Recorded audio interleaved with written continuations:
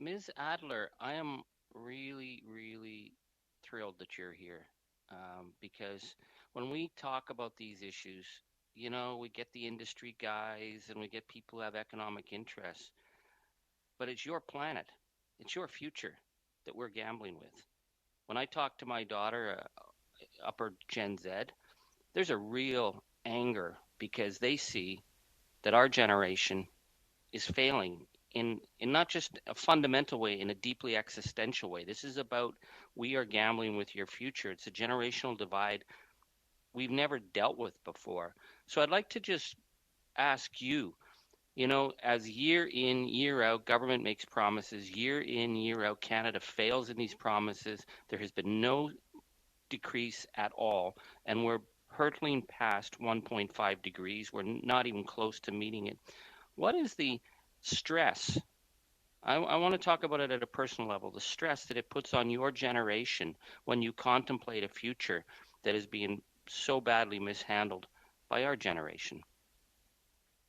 Thank you for that question. The stress on our generation is very, very palpable. I think many people, you know, in my age range are severely questioning if they will ever have children, for instance, if that is a safe or wise decision given our potential climate future. And I think, that is something that breaks my heart and is but it is a really real thing for us to have to consider. And I think that's why we need this level of policy certainty. And it's not, and also that's why young Canadians are really calling for more cohesion. They're not as interested in provincial in fighting or other pieces like that.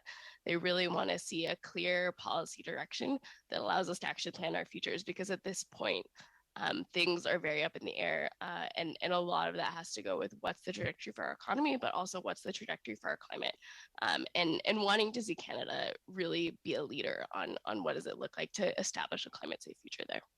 Thank you so much for that. I mean, I don't think the Natural Resources Committee has ever discussed having children before, and I'm glad you raised it because I was reluctant as an older white guy to raise it. But I hear this all the time from young people who tell me they are not willing to bring children into a world that is in such peril as the years are ticking down literally before us, and yet we have people who come before our committee and talk about increasing oil production by 1 million barrels a day. Our national regulators talking about it, they're promoting it.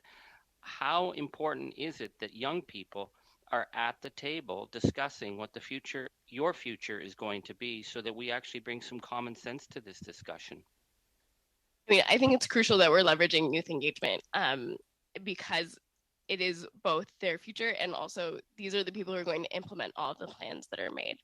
And so I'm happy to see actually that I was invited here. I think this is the first time Student Energy has been invited. But there's so much more we can do, and it's great to see the establishment of youth councils by many MPs as well as ministers. But there's a lot that we can do to more constructively integrate the youth voice, and especially the voice of Indigenous young people who are really looking to lead on this conversation. And many of the things that the First Nations Major Projects Coalition was talking about are the types of projects that they want to be leading in their communities as well. Thank you. Thank you so much.